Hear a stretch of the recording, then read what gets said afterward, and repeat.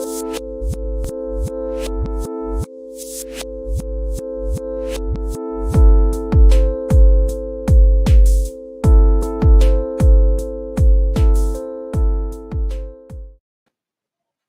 what's up, everyone? Welcome back to another episode of the Fantasy Fellow Show. This is the first ever fantasy basketball show that we're doing here. So I'm joined by a couple friends here that I've played some competitive fantasy basketball with the last few seasons. I'm joined by a really good friend, Drake, and a new pretty good friend here in John Heffernan. Thanks for being on the show, guys. Welcome to the first podcast of our fantasy basketball series. Thanks for having me. I'll throw it. If you want to talk about, I don't know. What are we into tonight, Drake? What are we going to be doing? I think tonight we're going to just kind of go over each team, go over the roster, probably give everyone 3 to 4 relevant fantasy players to look out through the season, and then kind of just talk basketball. Yeah, and we're going to probably start here with Atlanta and Boston on the screen. We'll just kind of mosey on down through the lineup here. We'll talk probably – I mean, everyone kind of knows the top 1 or 2 players of a team, but as far as fantasy basketball, we know it's those sometimes those 4th, 5th, 6th players that are the best players on their team that we're really valuing towards to get the extra points that we need in a week. So that's going to be where a lot of the important talk is going to be about. But welcome to the show, John. What are we excited about for the most part of this season here? Yeah, thanks for having me, Kyle. And I'd be interested to see, who emerges in some of these teams. Obviously, we know the stars pretty well. Those guys are always pretty defined and clear cut. But who's going to come in, be that tertiary or that 4th option that's value? I mean, from a fantasy perspective, who are those people? And hopefully we can dig them out for you. And I think one of the best way to start, because I just pulled up this random Roto World chart here, and we start with Atlanta, who we were talking about a little bit before the show started here. And this is a really fun young team. And I think one of the easiest way to have a really good fantasy season is to hit on just a couple of those 2nd, 3rd year players who are ready to take like a next leap. So we know Trae Young's a pretty good stud here. I think John Collins is going to be a household name for the most part this year. I don't know if a lot of people know of him yet, but he's definitely been on my radar. But just looking at the Hawks roster here, they're loaded with a lot of young 2s and 3 guards here. So we're super confident with Trae Young here at the top. But I guess what can you guys? I mean, Drake, do you have any thoughts here on Bogdanovich, Kevin Huerter, Cam Reddish, DeAndre Hunter? A lot of young talent here. How does it shake out? Yeah, I really like Cam Reddish. We were talking before the show that he's a versatile scorer. He's going to come in. He actually outplayed DeAndre Hunter last year.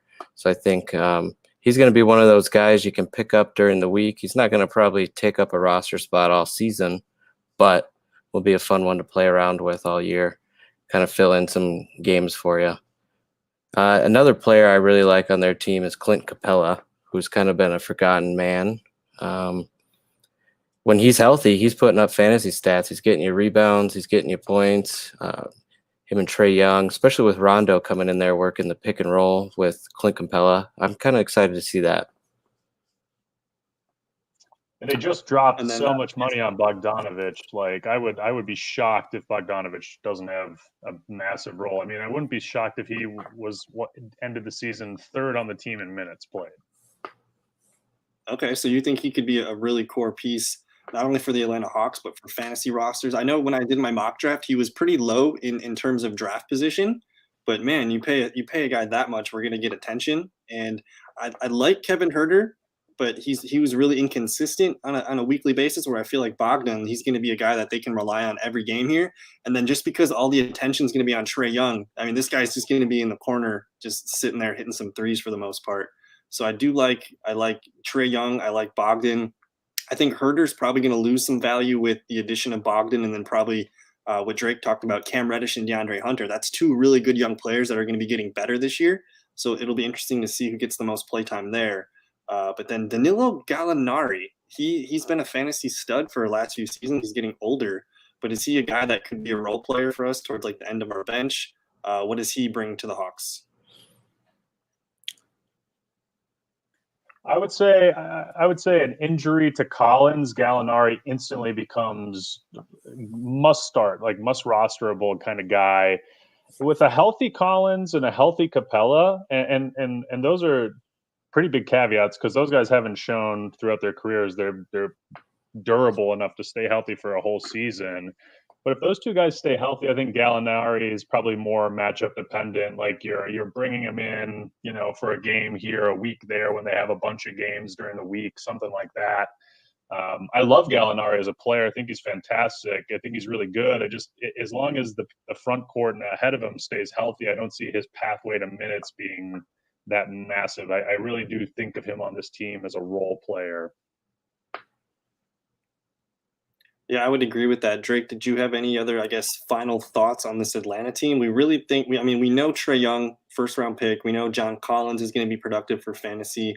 And Clint Capella, I guess that's kind of the wild card for me, is if you tell me he plays more than 60 games, he's going to be a guy that's going to be very, very good for your team.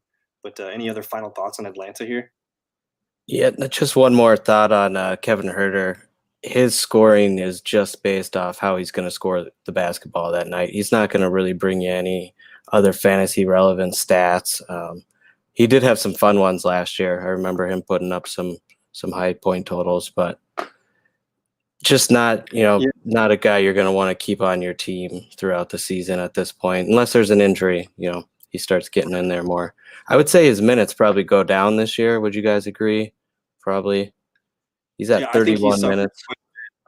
I think he suffers quite a bit. He's probably going to be down in that 27, 28 range. We got Robert Owens hanging out in the chat room here.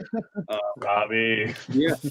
As far as Kevin Huerter, maybe the only thing I think I'm going to be interested in for him is if you play in a categories league and you just need some help in the points department. But from a standpoint here, you're only 4 rebounds per game, less than 4 assists, not really helping the blocks and the steals. So he doesn't really offer much outside of points. And then I don't know, John, is he much of a defensive player at all? Is he that valuable when he's on the court besides 3-point shooting? I think you're better at defense than Kevin Huerter, Kyle. All right. I think it would be interesting to monitor. Drake pointed out Reddish before. Hunter's a really talented kid, really high draft capital, really young. Huerter, not as high of draft capital, but still a first-round guy, also very young. Bogdanovich, they threw a lot of money at. Excuse my language. I don't know who's going to emerge, but I would pay a lot of attention early on and watch those minutes. And whoever's trending up at the beginning of the season, I wouldn't be shocked if those are the guys you want to own. And a lot of those guys might go undrafted. I think Reddish and Bogdan will probably be drafted. Huerter, maybe not, depending on league size. Hunter, probably not.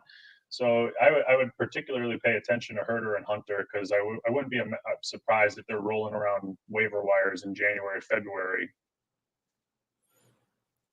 Exactly. I think it was a couple years ago, Kyle, that you and I had the John Collins weekly swap where we were just kept picking him up off the waivers. John might have been in that 3-way too. I don't know.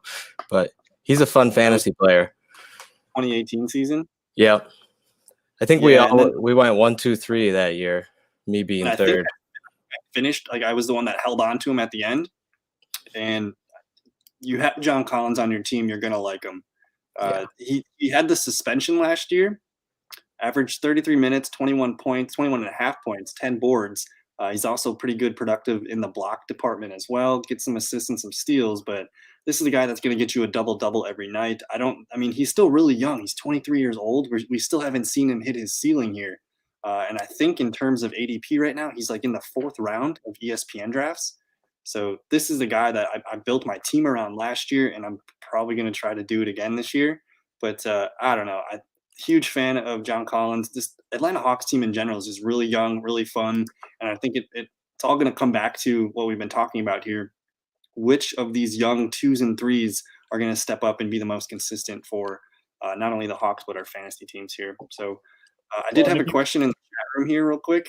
We'll get to your thought in a sec, but we got this Turner Hare here asking, his team is stacked and his worst position is shooting guard. Should we be starting Zach LaVine or D'Angelo Russell? Do you guys want to take on that one at all? I probably start D'Angelo Russell in the offense that he's going to be in with KT coming in, playing again this year together. Russell's also probably going to get you more assists and help you out with other points. I don't know if you have any thoughts on that, John. To me, Russell plays more like a point guard, but yeah, I mean, if you're doing like a category league, probably Russell seems to be the logical option. I agree 100% with Drake. He's probably going to score close to Levine, maybe a little less, but he's still going to give you a way above average scoring. He's going to definitely beat Levine in assists. I don't know off the top of my head, but I would just assume Russell's probably rebounding a little better than Levine, stealing a little better than Levine. That could be false. I don't think either one of those guys is good at it. But if you just need straight buckets, Levine is obviously the guy. Otherwise, I'm going Russell. All right, good stuff. John, I don't know if you had one more thought on Atlanta, but I was going to move on to Boston. Did you have anything else there? Yeah, just a quick thing. Like I know we don't play with like the categories and we don't play with the percentages, but I noticed when you were looking at the stats for John Collins, he was like 58% field goal percentage, and then 40. I think it was like 40.8 or something. You weren't scrolled all the way over, but it doesn't really matter. He was above 40% 3-point percentage. I mean, if you're in a categories league, this dude, if you took him in the second round, I don't think someone would be like. I don't think you could argue against that. So he's a valuable player regardless of format, and his availability is his issue, obviously. Good stuff. Turner had one more question here: Zion or DeAndre Ayton? They're different positions, which is different. I've been drinking Turner. I've been drinking the Zion Kool-Aid for a long time, and so I'm going Zion. But you ain't gonna have a bad time with Ayton. He's a beast, and he's got Chris Paul setting him up this year. I mean, he's gonna eat a lot. Yeah, Turner has a stacked team. I'm scared to hear who else is on that squad. So we'll kind of move on to Boston. Good problem to have. We probably need to pick up the pace on these guys if we're going to be, or otherwise we'll be talking for 3 days. But with Boston, Kemba Walker, I don't know when he's coming back. I don't know if you guys have any thoughts on that, but I'm excited about Marcus Smart, Jaylen Brown, Jason Tatum, and then we'll see about Daniel Tice. I know Tristan Thompson's kind of hurt right now. He's going to be back into the fold. He came over from Cleveland. But Jaylen Brown, Jason Tatum, that's going to be the strength of this team to start the year. We'll see when Kemba comes back. Again, no Gordon Hayward now. That's what really makes me excited about Jaylen Brown's minutes. So he's the guy that I think if I'm going to draft one Boston Celtic, that's probably the one I'm going to target in terms of value wise. But Drake, what do you expect to see from the Celtics this year? Yeah, well, let's touch on Kemba. There was so many rumors out there that he was trying to be dealt. They were trying to deal this injured point guard again, and Danny Ainge was trying to just snipe my Cavs, is what I heard. They wanted the 5th overall pick for Kemba. Luckily, this time we didn't take. But I'm staying away from Kemba Walker this year in fantasy basketball. He's got a fun name. Everyone recognizes it, but I don't want anything to do with that. To touch on your point, I really like Jason Tatum, and I think he is just on the path to blasting off this year. I think ADP, he's going in the first round, and that's probably correct for his talent, and especially with Gordon gone now, that wing position for them is opened up, and I really like Tatum and Brown this year. I had nothing to add. Agreed 100%. I like both of them. I think the reduction, it's almost just addition by subtraction. At least if you think of Tatum and Brown and their fantasy upside this year, losing Hayward is a massive boon for both of those guys. So I'll kind of throw in, like, we're really focused on Jaylen Brown, Jason Tatum. That's going to be the heart of this team. I think Marcus Smart could be one of those guys that you're using towards the end of your bench here that could just be a plug and play guy. Just try to get him in the lineup when he's healthy. Another guy that interested me last year was Daniel Tice when I don't know. I'm trying to remember who the other guy was. It Al Horford that was there last year? Horford was in Philly. I think they had Robert Williams was one of the other guys that was eating minutes, but those are kind of Jags to me. You know what I mean? Right. But for the most part, Daniel Tice was productive, but he's not going to be a guy that you need to go out and get in your draft. We'll just monitor him. But Tristan Thompson's going to be kind of coming back and stealing a lot of his work there. So I think for as far as guys I'm drafting on this team, we've kind of hit it on the head with Tatum, Brown, and Marcus Smart, and probably in that order too. So I don't know. Any other parting thoughts on Boston? Maybe Jeff Teague to start the year while Kemba's out. Is he a guy that maybe has some potential as like your worst player on your team? You wonder if Smart's going to take over that point guard role. And, maybe we see some Romeo Langford, maybe we see some Evan Turner. Especially when Tristan Thompson gets back, they're not always going to play him right at center. So you'll probably move Brown up to shooting guard and Tatum over to the small forward, and you got TT in there getting your rebounds. So there's some fun here. It's not going to be early on. I think you kind of hit it on. We'll have to see what happens. I did see a Yep. quote earlier today. Sorry to cut you off, John, but I saw a quote where they're telling us that Tice is going to be played at the 4 as well. So we're going to see a double tower lineup of Tice and Tristan Thompson at the court at the same time. That's the only reason why I brought Tice up, is because I know he was productive last year. And if you're telling me Tice and Thompson are going to be in there and his minutes are going to stay up, he could be a guy that probably is on the waiver wire for the most part. You can kind of plug him in. But what did you have for a thought there, John? I just think there's a lot of opportunity in this backcourt, especially as long as Kemba's hurt. A guy like young guys like Carson Edwards, Romeo Langford, Aaron Naismith, who's a rookie this year. I'm not big stands of any of those guys, but if one of those starts looking really spicy in the beginning of the season, they could hold down the fort there and really have a lot of minutes throughout the season. So I'd pay attention to some of those younger dudes in the backcourt. Well done. So yeah, Boston's going to be a pretty concentrated team for fantasy, and basically all their production is going to come from the top 3 players that we discussed there. But before we get to Brooklyn, Turner's got one more question here. It's his last question. He says, assuming that's Russell Westbrook over Jaylen Brown, is there anything that Russell says otherwise Westbrook there? for sure. Well, he is going to pad the fantasy Simple. stats this year. Yeah, He's going Westbrook to get a ton of assists. definitely. He's going to average a career high in assists, I think. But so, yeah, I guess the one team that I am probably most excited about to see them transform with what they've been doing in the offseason, I guess this year and the last year before that, is the Brooklyn Nets. We got a star-studded lineup here. Drake or John, do you guys want to start first with Brooklyn? I'll let you guys fight for it. We'll let John take it. Yeah, I mean, just kicking it off, obviously KD is the prize here. I mean, even with the injury, he's probably still a first-round talent, first-round pick in fantasy drafts. I mean, he doesn't – what we saw in the finals 2 years ago, he doesn't need to be able to run to shoot threes over Kawhi Leonard. So, I mean, this guy is going to produce offensively no matter what shape he's in, 50% of himself, 75%, whatever. He's still going to score 25-plus with relative ease. If you're in a league where percentages matter, he's incredible. He not only does he make a lot of shots, but he makes them very efficiently. Kyrie is obviously our number 2 here. After that, it gets kind of interesting. I mean, in the past, Dinwiddie, LeVert have been really useful fantasy pieces, but with the lion's share of the touches going to Durant and Irving, as I think everyone would agree, I'm not sure where the value is for anyone else on this team outside of Durant and Irving, outside of kind of late round flyers. Okay, anything to add on that, Drake? A guy I might look at is Jared Allen. If his minutes are up, and I'm assuming he's going to be playing a lot more, DeAndre Jordan's kind of there because KD and Kyrie want him there. I think Jared Allen could have a valuable role getting those blocks, getting those rebounds, just being a big guy. Centers can be so valuable and score for you in fantasy. So that'd be another guy I look at. But I agree, LeVert was a fun piece, but with Kyrie and KD there, that ball's not moving much. Yeah, it's going to be pretty heavily concentrated there. And then if you sat and watched a Brooklyn Nets game at any point this year, I think, and say you had Karis LeVert or even like a role player like Taurean Prince, you're going to be like, what the hell? Where are my points?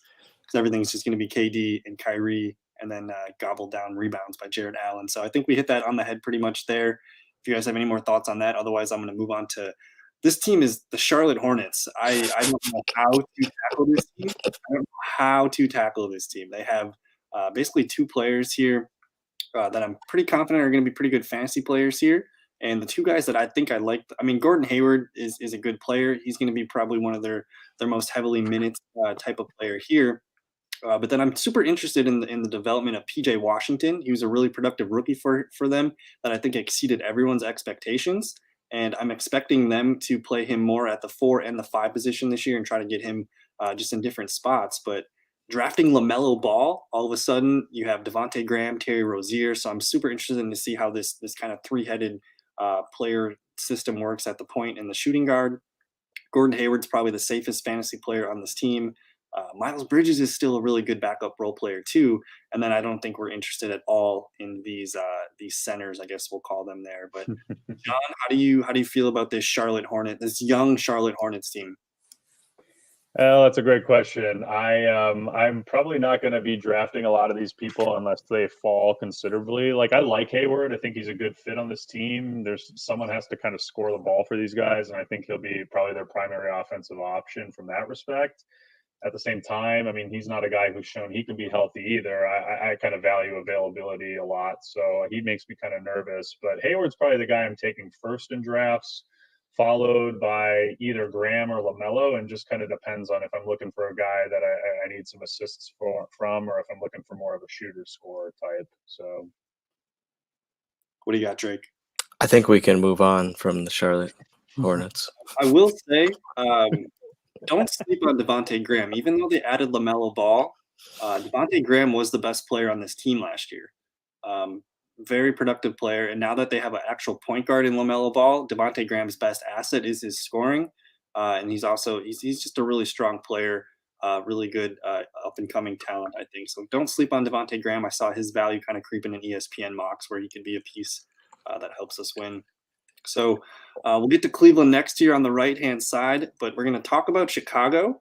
And I don't really know too much about these young Chicago Bulls here. I don't know if John or Drake had a better grasp on it, but John lives in Chicago. John, what can you tell us about this upcoming Chicago Bulls team? well, I mean, Levine is probably the number one fantasy option, though. I mean, Carter, I really do like Wendell Carter. I got a lot of stock in him last year. I think he could be a piece. I'm not as excited this year around just because he left me wanting a lot last year. But I think he's a solid kind of flyer guy late in drafts. Same with Laurie. I don't think you need to reach on Laurie Markkinen or Wendell Carter Jr. I think you could wait until you've filled out most of your starting roster before you grab them. And they're not bad lottery tickets. If someone has to do something in that backcourt this year, and that front court, and I would assume it's one of those two. Levine, I think, is the one guy I feel like I can plant a flag in on this team. Like he's going to produce. It's obviously going to be primarily offensively, but he's going to produce enough to get by. So I wouldn't be afraid to draft Levine. The jury's kind of out on Kobe White right now. I don't know if a lot of people think he's going to be a real true NBA point guard, but I wouldn't be afraid to take a flyer on him either. I'd probably take a flyer on their bigs before I take one on him, but if you need guards, I wouldn't be afraid to grab them at the end. But yeah, Levine is the only guy I would count on with any confidence. Well done, Drake. Do you got anything to add on the Chicago Bulls? Yeah, just touching on Levine, one of the major problems with him is, again, health. Is he going to be available? Is he going to be around? I like Levine a lot. Otto Porter's kind of one of those guys that you can fill in your roster with to, get you some rebounds throughout the week or something like that. Just kind of look at Wendell Carter. I also like him a lot. We just need to see him out there. We need to see him playing, and hopefully, Chicago's got a fun little nucleus here of talent. It just depends how they use it. Drafting Patrick Williams kind of was a head scratcher for me. I don't know if you guys wanted to talk on rookies at all. He was the 4th overall pick. Probably not a fantasy relevant player this year, unless he kind of sees an extended role. We'll have to see how Billy Donovan plays those young guys. I think they're going to try to give Otto Porter as much opportunity as he can. He was all dinged. I don't remember what his injury was last year, but he missed, 60-70% of the year last year. So we really haven't seen what he can do for the Chicago Bulls. So I would imagine if Otto Porter comes out hot, we're not going to see a lot of the rookie just this year yet. So I'm probably not going to be drafting him. But I don't know. Kobe White, Thomas Satoransky was on and off my lineup all last year. Even Archie Diacono would chip in. There's just a huge mess at point guard. So I think it's all about Levine. Interested in Otto Porter as a flyer is one of my last picks. We didn't really talk about Laurie Markkinen. He was actually a pretty productive player before he got hurt last year too. But again, you hit on the word, a really good young nucleus here, where if everyone's healthy and the starting 5 kind of stick together, I'm not going to be shocked to see this team compete as the 8th, 9th, 10th best team here and maybe get into that tournament play-in situation that we got going on. But I don't know. I think we talked enough about the Chicago Bulls. We'll watch them and see what's going on for this season here. But the Cleveland Cavaliers are next, and we have our resident Cleveland Cavalier fan Drake here to tell us all about it and what we're going to be. What are we looking at this year? All right. So obviously you're looking at Colin Sexton. He's improved massively last year. He's going to be a guy that can score points for you. Not going to get high assist numbers, but going to be able to score the bucket at will. Another guy, Kevin Porter Jr., I was using him a lot last year too as a plug-in. When he starts and when he was starting with Sexton and then Garland coming off the bench, they were doing some great things. The guy has all the talent in the world.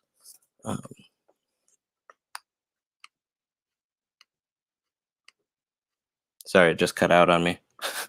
That's all right. Looking down the list, Kevin Love obviously is still extremely fantasy relevant, especially if you're looking in that categories leagues. He can shoot the three, he gets rebounds, gets assists. Another guy, Larry Nance, he can be a fill-in guy depending on how many minutes he's playing, getting those rebounds, getting those points for you.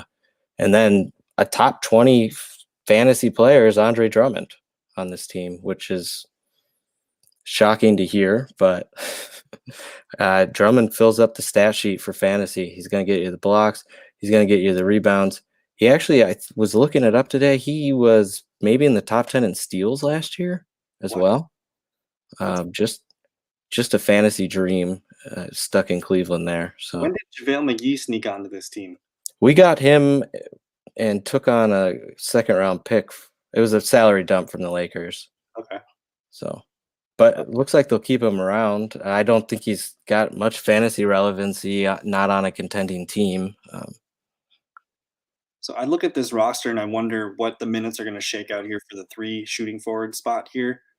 Did you like Isaac Okoro? Do you think Seti Osman's going to be the starter, or are they going to give Okoro as much opportunity as he can right away? We'll see how he does. I would assume Shetty is going to start, but Okoro I really like. He's a great defender, great 3-and-D guy, and they have the belief that he's going to develop a shot. Even so, he fits this team nicely, and he's going to get some minutes. Another guy coming back is Dylan Windler. He had an insane shooting percentage at Belmont in college. He just didn't play last year. He got hurt. And then with COVID and everything, they weren't going to bring him back. So, any thoughts on Cleveland from you, John? There, I just pulled up Drummond's stats because it is really interesting that he's the fantasy prize on a basketball team. But if you play in category leagues, even if you play in points leagues like we do, Drummond, he averages over his career, he averages more than 13.5 rebounds a game, more than a steal a game, more than a block and a half a game, more than 14 points a game. And then on top of that, last season, the last 2 seasons, he's averaged over 1.8. He's averaged like 1.9 steals per game and 1.7, 1.6 blocks per game. It's just freaking nuts. Like, it's crazy. His defensive output is nuts and his rebounding output is nuts. This is one of those guys that's like a fringe first-round pick, depending on scoring settings and league size. I mean, he's a real fantasy prize. He fills everything up, and then I think the thing that blows my mind is these steals. I did not expect from a big man like that. But yeah, he's going to lead the league in 20, double-doubles that are 2020s kind of thing going on, and he doesn't really have now that Tristan Thompson's also kind of out of the way. Like, everything is just set for him to have probably his most productive season, I think, that we're going to see. So if you want one Cleveland Cavalier, this is the guy to pin your hat on. But don't sleep on Colin Sexton. He's super cheap. He's super cheap on ESPN leagues. And then before we leave Cleveland, I just want a couple more thoughts on Darius Garland. Drake, I was kind of keeping an eye on him last year, and he seemed to get better as the year went on. What can we expect from him? I think this is his second year, right?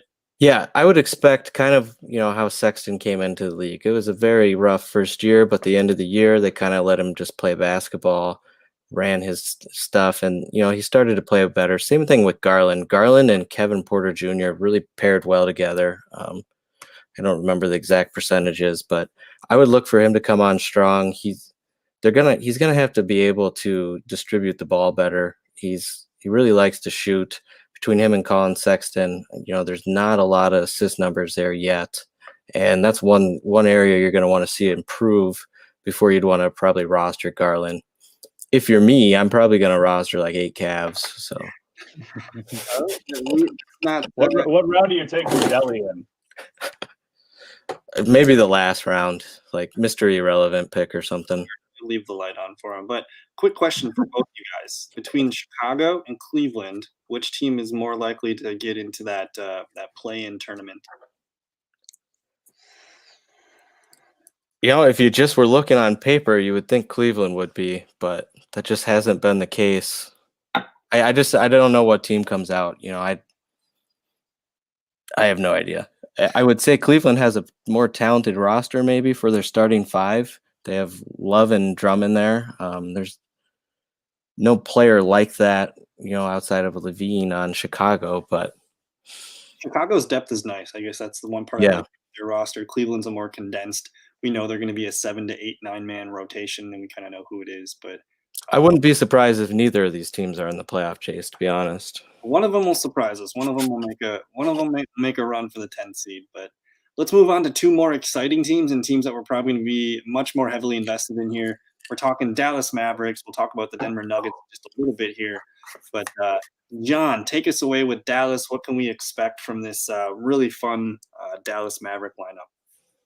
Yeah, I wouldn't. Luka Doncic, obviously. I mean, I think he's got an inside shot to win the MVP. I mean, if I was betting on someone to win MVP right now, I'd probably take him, honestly. So I just think he fills every need you're going to want in a fantasy player, regardless of format. I mean, I couldn't imagine a format where he's not a top 5 pick. I don't know all the different fantasy basketball formats out there. I'm sure there are literally thousands of them, but Luka is the guy. I think if you get him in the first round, you're going to be very satisfied with your team all year. Kristaps is obviously the number 2, but he's pretty much constantly hurt. If that dude's healthy, he's an incredible piece, an incredible player. He gives you, not only does he give you the traditional center stats like the blocks and the rebounds, but he gives you really good 3-point shooting percentages. So if that stuff matters to your league, you got to bump him up multiple rounds probably. Josh Richardson I thought was a good get for them. I really like him. I think Tim Hardaway's a good fit. I like their wing rotation around Luka and around Kristaps, but are those guys going to put up fantasy relevant stats? I'm not sure. I think Luka is going to dominate a lot of the ball, and he's going to be the one guy you absolutely want. I mean, if I had to pick one other piece, I'd probably take Hardaway. But I think everyone should be monitoring Richardson, especially early on, to see how he meshes with Doncic and if he's more of an offensive piece in this team than he was last year on the team and the years prior on the teams he was in the past. I think 2 years ago, maybe he was one of the main offensive pieces in Miami, and he was quite a fantastic late round fantasy get. So if he can return to that form, he's going to be an absolute steal in the end of drafts. Yeah, the addition of Richardson really intrigued me when I was looking at the draft ADP today, just because there's no pressure on him to do anything in the offense besides just be a piece to Doncic, where he's just he can just be himself and float in space. And I'm just looking at this shooting guard depth here. He doesn't have any competition for minutes. Like that he's going to be a heavy minutes guy there, depending on health. But then I think you're going to see a lot of Tim Hardaway, Dorian Finney-Smith was a good player towards the end of last year. I liked what I saw to him. And then the one thing that I did want to point out is Porzingis is going to probably be a week or 2 behind. He's not going to be starting right away, so he might be a early January kind of addition here. So there could be some potential for like a Dwight Powell or Maxi Kleber, but nothing I feel great about. But if you want to bet on the Mavericks, it's Luka. Take him anywhere you can in the top. Just take him anywhere you can if you can, really. But Drake, did you have any other thoughts here on the Mavericks? Who tell us about your Madden or your 2K simulation today. Oh, yeah, I went through the 2K21 simulation, and we had the matchup of the Boston Celtics versus the Mavericks. The Mavericks swept them, and Luka only averaged 40 points per game. Only. In 5-minute quarters. So, yeah, that was the finals matchup. So he was finals MVP. A guy I really like in that shooting guard is Josh Green. And I really liked him in the draft. I thought he would have gone higher. I think he's going to fill in that Seth Curry role pretty well. He can shoot the ball, doesn't have to have the ball to be effective. And I think, keep your eye on him. He's not going to be a guy you draft, but he could really start filling in, a role there pretty easily with that competition. I like everything there. The Mavericks are going to be a really fun team to watch. Just everything, like they got a few injuries to stay healthy of. The other guy that I did like as a potential guy that you could potentially just be on and off your team throughout the year is Dwight Powell, who had he was very dinged up last year, but center points are super easy to plug and play off the waiver wire, so he's probably going to be a guy that I flirt with all season.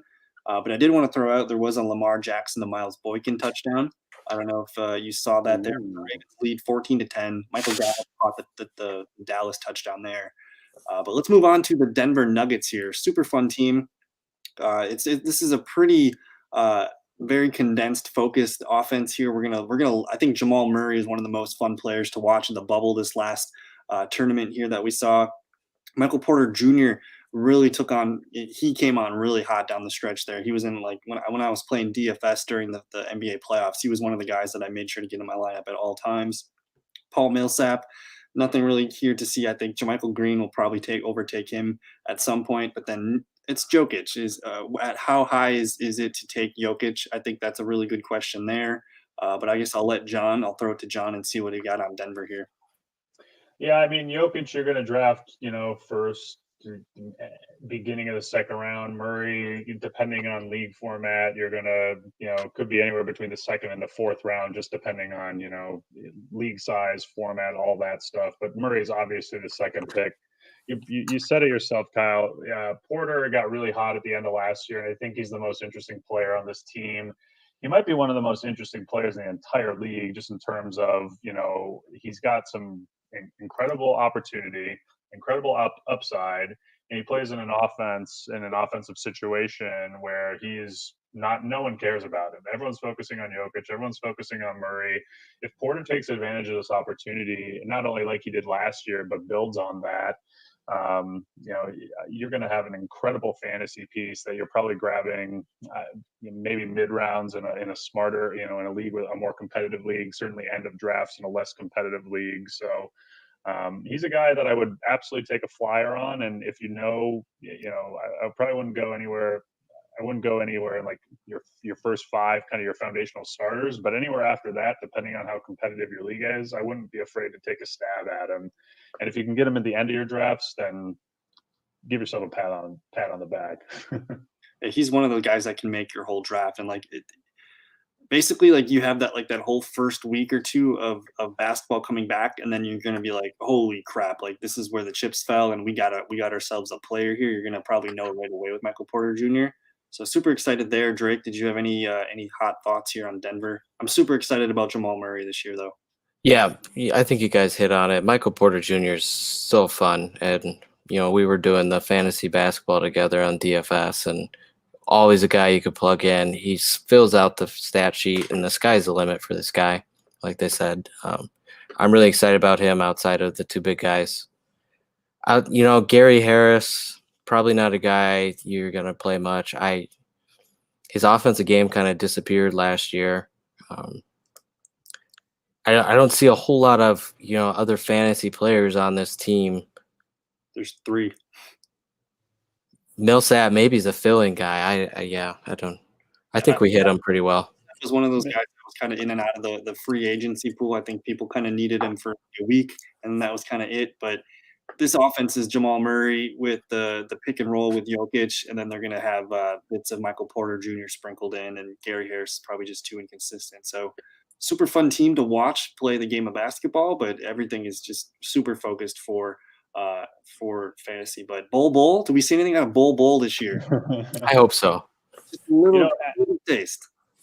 Actually, Millsap is a guy I really like, and he fits this team like a glove, but he's getting older. He's injury prone. If he somehow falls apart or the wheels fall off, even if he's healthy, JaMychal Green's a guy who has played well in the past.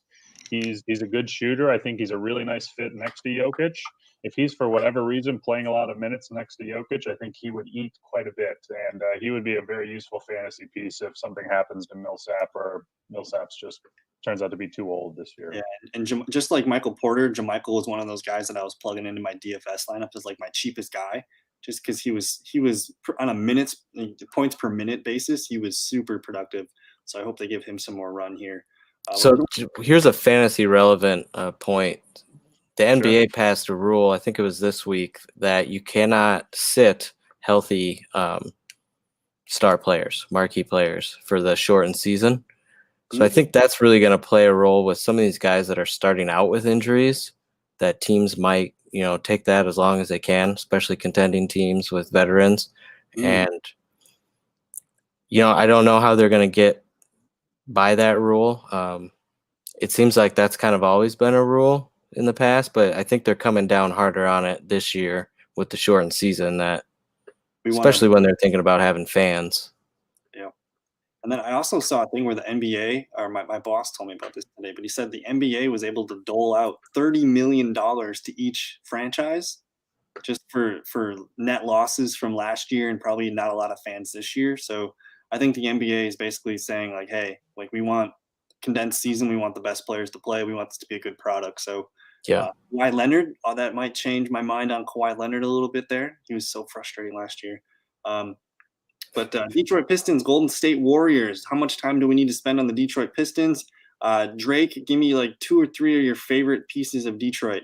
Blake Griffin, when healthy. I mean, Blake Griffin is just a fantasy stud. He gets the assists, he gets the points, he gets the rebounds. But that's the thing, when healthy. I think he's rated like the 150th player right now in ADP. We'll see. We hear it every year. Blake's back. He can do that. I mean, he's got all the talent in the world. But outside of Blake Griffin on this team, I think I'm good. This might be the worst team in the league this year. Yes? No? No. I think when healthy, Blake Griffin's awesome. When not healthy, I think Jeremiah Grant is going to be really awesome too. He was a massive producer in Denver. Obviously, he's not going to have the same kind of open looks that he's getting from Jokic and Murray on this team, but I think he's going to be, if Blake, does what Blake does and gets hurt, I think Jeremiah Grant is a really awesome piece that you should definitely pay attention to. Honestly, I wouldn't even be afraid to take a flyer on with your last pick or one of your last picks in the draft, depending on league size. Killian Hayes is my sleeper for rookie of the year. Maybe not even sleeper. I mean, his draft capital was so high, but the opportunity is there. He's competing with Derrick Rose, who I think at this point, everyone, he's kind of if he's a starter, he's 24 to 30 minutes a night. If he's a backup, that's a great role for him. But I think Killian Hayes has all the opportunity in the world in that backcourt with Derrick Rose and DeLon Wright are really the only two pieces that are guaranteed any minutes. So I really like Killian Hayes this year. Okay. Yeah, I would agree with that. What do we think about Josh Jackson? Where did he end up? Josh Jackson's on Detroit. They signed him to a pretty nice contract this offseason. Could he have a fantasy role, a waiver wire guy? He's always been a guy that intrigued me because, of course, Phoenix took him. He's always been a victim of too much talent at one position here, but now, I mean, just looking at all this opportunity that he has here, he could stick out here and get probably the most minutes and opportunity he can get in a career so far. But I don't know. Maybe we see him as the second or third last round, where you just add him and see what happens in the first week or two as far as opportunity. I think John hit a really big key word with Killian Hayes, is he's gonna be getting starter minutes probably right away here. So I would imagine. I don't know what do you know what the contract situation was for Jackson? Did they pay him almost starter money? I'm not, 100% sure. I can look it up here. But definitely something to keep an eye on there. I think Detroit's going to have they're going to have opportunity there. Someone's got to score points other than Blake Griffin. So there's going to be some help along the way. But I think we'll move on to Golden State here. And we do know that Klay Thompson, is it confirmed that Klay Thompson's not playing at all this year? He can't even play probably for the playoffs. It's pretty much 100% confirmed. Yeah. Okay. So we're going to be interested, I think, in Andrew Wiggins with that opportunity there. Of course, Steph Curry, Kelly Oubre, Damian Lee. These guys were Damian Lee played pretty nice last year. I'm trying to think of the other guy that I was looking for. Eric Pascal was a good guy last year with Draymond Green hurt. So their depth was really well built up last year, where this is going to be a much deeper team and more competitive team. Getting James Wiseman, Marquise Chris was a good player last year for them. There's a lot of fun pieces here. But without Klay Thompson, John, what can we expect this Golden State team to look like? Well, I think after the Thompson injury, they made a trade for Oubre, if I'm not mistaken. So I think that's intentionally going to be their Thompson replacement. Now, obviously, Kelly Oubre is not Klay Thompson. I don't need to tell you that. You already kind of know that. But I think Oubre was a guy they intentionally brought in to, I'm doing the air quotes here, to replace Klay Thompson. Steph is obviously the prize on this team. I think Wiggins has some interesting opportunity. I did a mock draft today, and Wiggins fell into a nice place, and I was very excited to pick him up. Oubre is a guy I wouldn't be afraid to grab on this team. I'm not totally sure what the injury situation with Draymond is right now, but if he's healthy, he's going to get touches. He's going to do things outside of points that you like. He's one of those guys who he's got COVID. Okay, so in theory, he should be good to go to start the season. That's still quite a few days away now. Almost 30 days away, not quite that many, but still. So yeah, Draymond's a guy outside of points. He's doing just about everything else for you. And in our league, where you get a point for every technical foul, Draymond's really spicy. Wiseman, I was listening, so I haven't listened to as much NBA content as I'd like to recently, but I was listening to Steve Kerr do an interview like a week ago or something, and he was if I could say down on Wiseman, I guess that's what I'd say. He's just like, Wiseman is behind. Draymond is the center. He kind of fills that center role in this team, and Draymond and Steph pair really well together. I'm kind of paraphrasing Kerr, and it's going to take a lot of effort and time for Wiseman to crack into that kind of into that center role. I'm a little more down on Wiseman, but than others might be. But I think he does have some massive opportunity. I mean, and a lot, coach speak is a weird thing. So who knows what the hell Kerr was saying? But Wiseman, I'm a little down on him. But again, if you got an opportunity to take him late in the draft, I wouldn't be afraid to do so. Good stuff, Drake. In terms of like for fantasy, Steph Curry, Wiggins, Oubre, Draymond, that's pretty much the only four that I think I would consider there. But I think we were talking earlier today, and you said you might not be interested in Curry as a first-round pick. So I'm just kind of curious about your thoughts on how Golden State's going to be operating this year.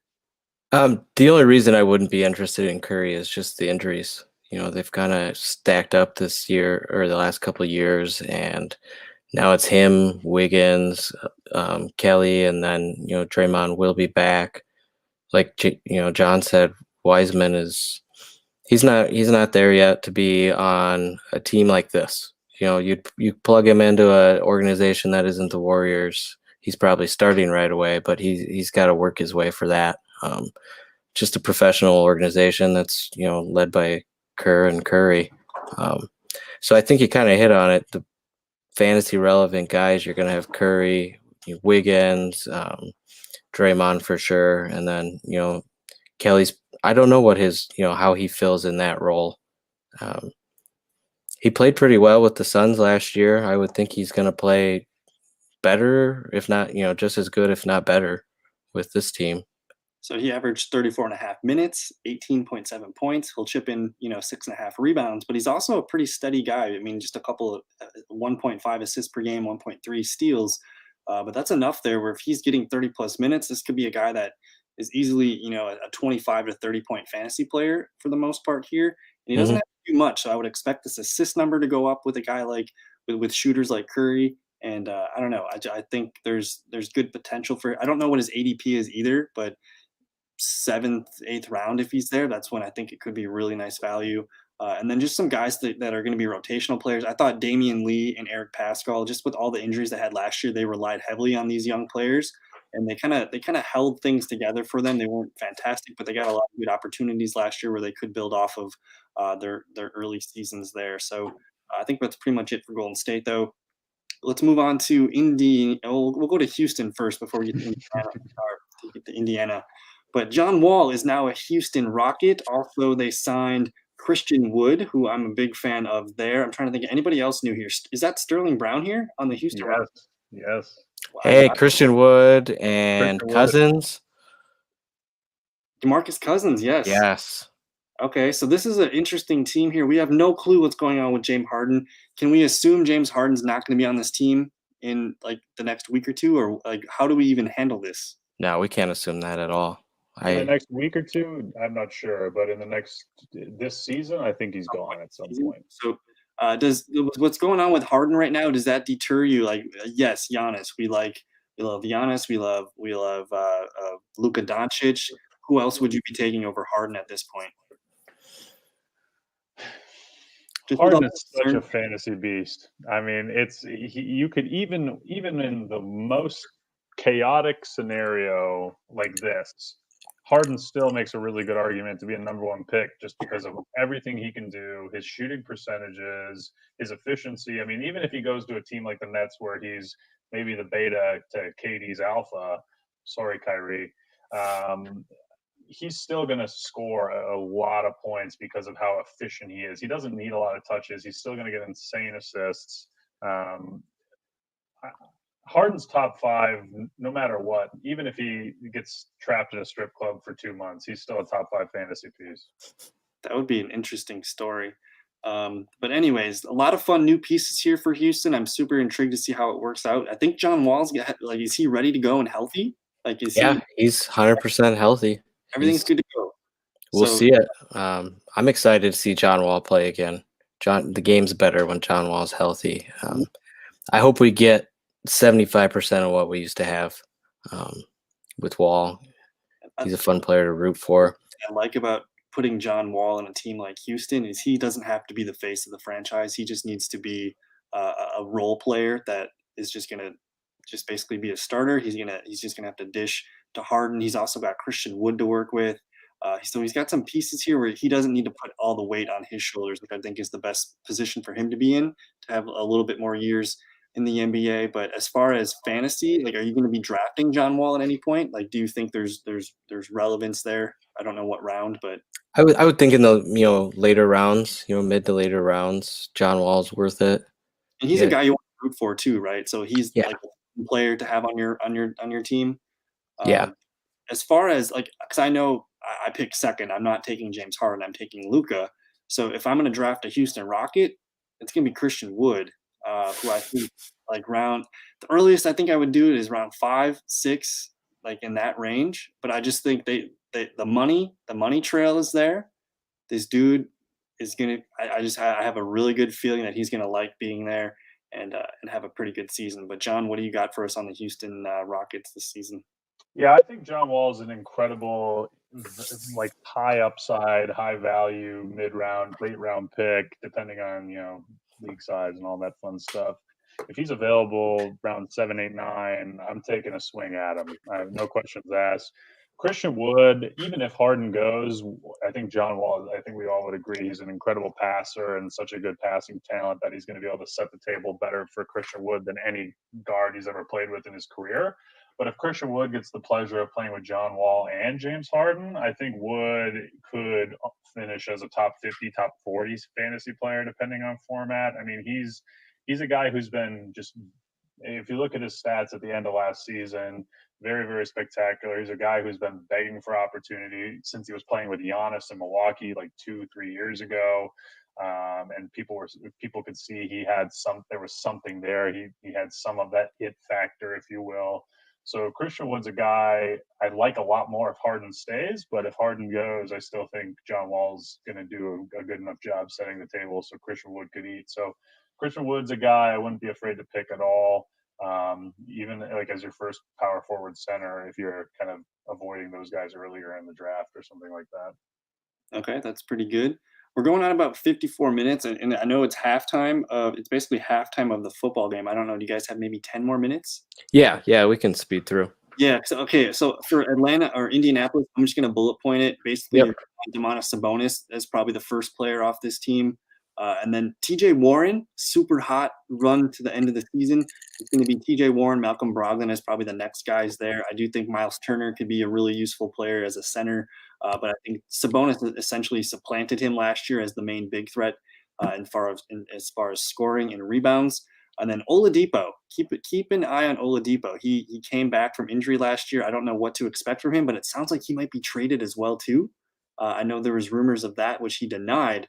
But if Oladipo gets to a greener pasture, or if he's at least, he should be a much healthier and much more productive this year. But just something I'm keeping an eye on, just because his value is pretty low right now. But any thoughts quick on Indiana before we move on? I think it's more likely Turner gets traded than Oladipo, but I wouldn't be surprised if both of them are moved. Yeah, we'll see if TJ Warren can keep up what he was doing last year, especially in the bubble. That makes Indiana a fun team to watch. You know, you look at their roster, there's not a lot you love, but they're a good team. Fantasy, you know, maybe Malcolm Brogdon. We'll see later rounds, you know, what he can bring a full healthy season. Yeah, if I'm drafting a pacer, it's Sabonis, it's Warren. Those are probably the top two I like. And then it depends if Brogdon's value becomes really good in the rounds, like I don't know, like maybe fourth round, fifth round, if he falls a little bit. But I think the Pacers could have some fantasy monsters for you there. The Clippers, anything real quick on the Clippers? I know it's Paul George, it's Kawhi Leonard. Do we get enough points out of Beverly? Anything Lou else? Williams can give you some fun points. I mean, Lou can just go off. He'll have some chicken wings, lemon pepper, and he'll be having a good night. So I like keeping Lou Williams on my fantasy team just for those points. You know, he can score in bunches for you. Anything quick on the Los Angeles Clippers here, John? I would keep my eye on Luke Kennard. He's got some upside, and I heard Lou might be on the trading block too. So if Lou goes, Kennard is immediately their third scorer. But I agree with Drake. As long as Lou Williams is on this team, and as long as it's the regular season, Lou Williams is going to be eating lemon pepper wings all day and all night. Yeah, I think Lou should get sent to Orlando. I think he Ooh. found a home there. He really found his spot. Give me the Lou special, please. Yep. But yeah, I like the Clippers a lot this year. Beverly, Jackson, not really interested there. Just give me Kawhi, give me George. And then, yeah, I did notice Lou's value in ESPN ADP was pretty reasonable. But let's move on to the other team in LA. Of course, we know LeBron, we know Anthony Davis. These guys are both fringe top 5 picks. But then they also made an addition here that I thought was interesting with Dennis Schroeder. This might be a guy that is probably the third most consistent, outside of Davis and LeBron.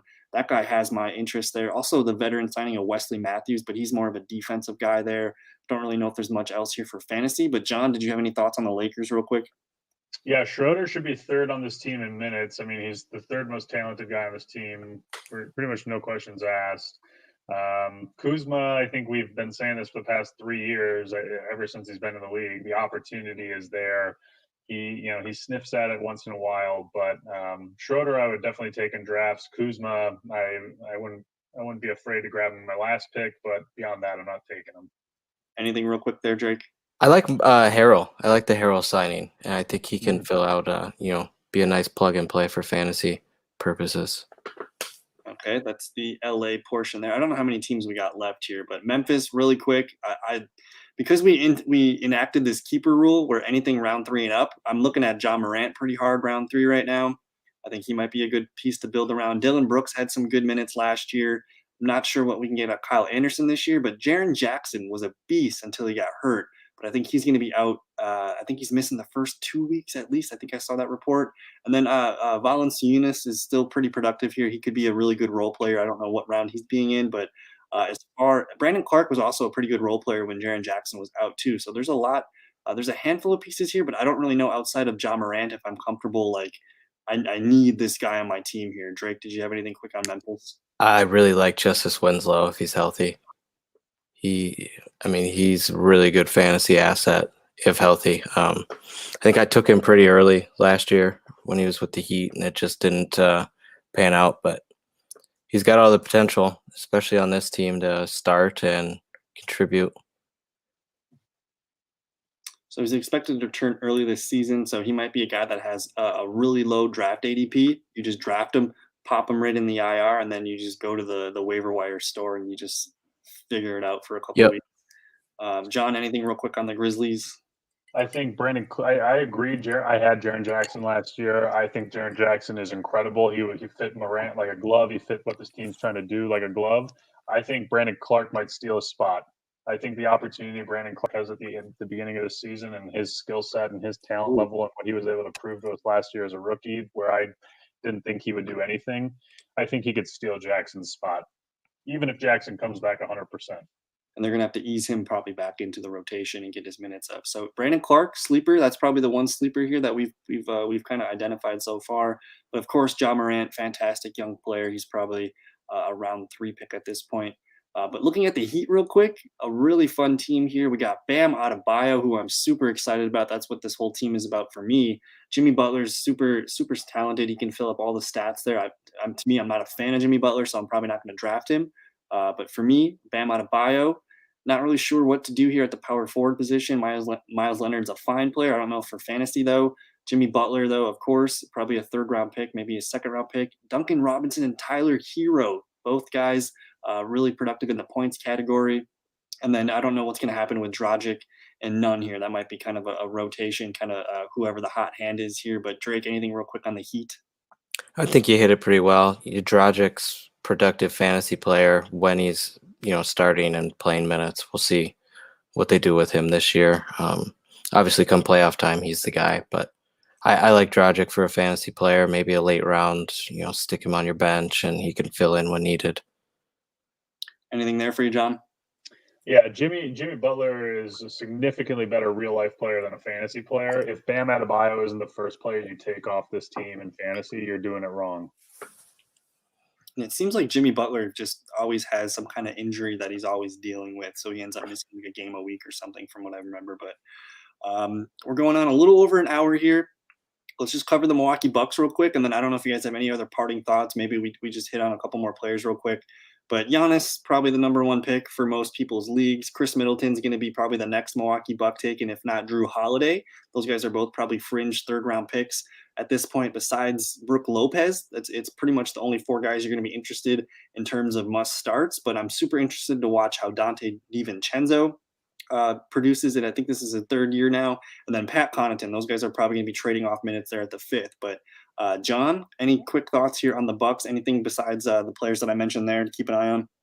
Last year, the Bucks had the most depth, in my opinion, besides maybe the Lakers in terms of their big men, their power forwards, and their centers. This year, they don't. They're actually kind of at the opposite end of that spectrum. Obviously, Giannis, Brook are going to eat a lot of their minutes, but I think the result of all the losses that they've had at those positions, Bobby Portis, who can play both of those positions, he shoots really well, so he can defend well, and he does everything well enough. I think he fits really nicely next to Giannis if you want to play him at center, and he fits really nicely next to Brook if you want to play him at power forward. I wouldn't be surprised if Bobby Portis has the 4th or 5th most minutes on this team and a lot of really easy looks and opportunities. So I think he's kind of the sneaky sleeper guy I would want to snag off this team.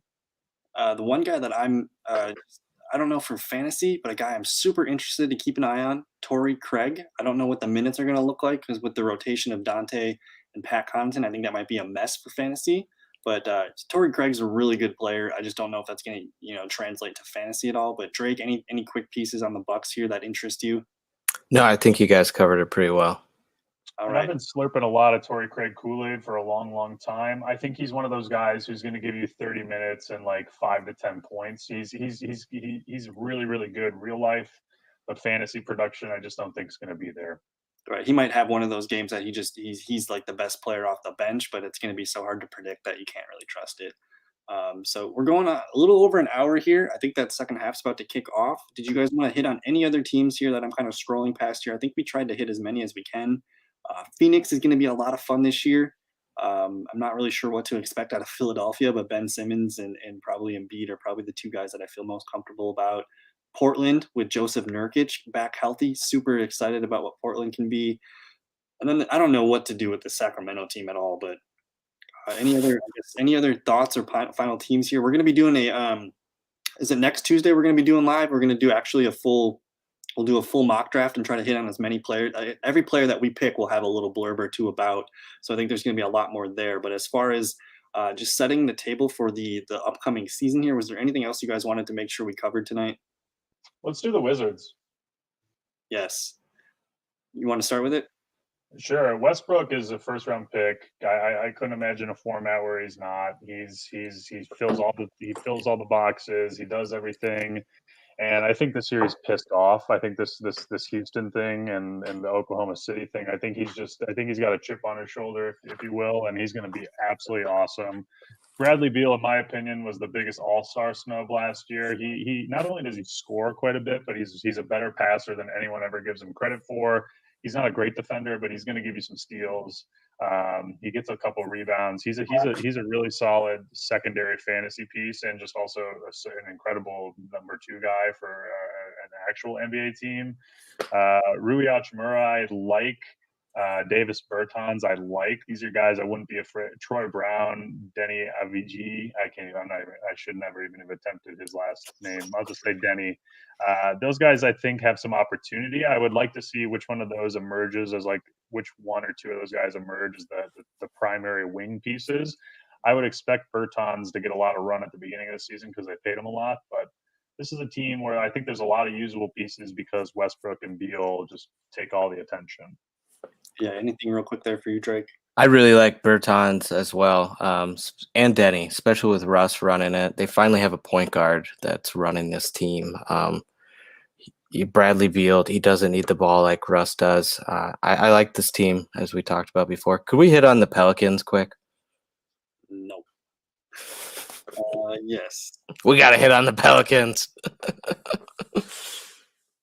Where are the Pels? There we go. Okay, I'll let you lead off here. All right, I'm going to talk about everyone but Zion because that's John's. Take Zion. Yeah. Lonzo Ball. I don't know what his fantasy impact is, but I'm instantly looking at Brandon Ingram. He is just so good at basketball. The game just comes so smooth and easy to him. Watching him develop last year. I wouldn't be afraid to reach a little for him because he's going to fill out all your fantasy stat categories. And then I'll let John talk about his love. Before John gets to Zion, I wanted to add one more thought on Brandon Ingram. Is there a most improved award in the NBA? Yeah, there is. I don't know who got it last year. I think it was Ingram.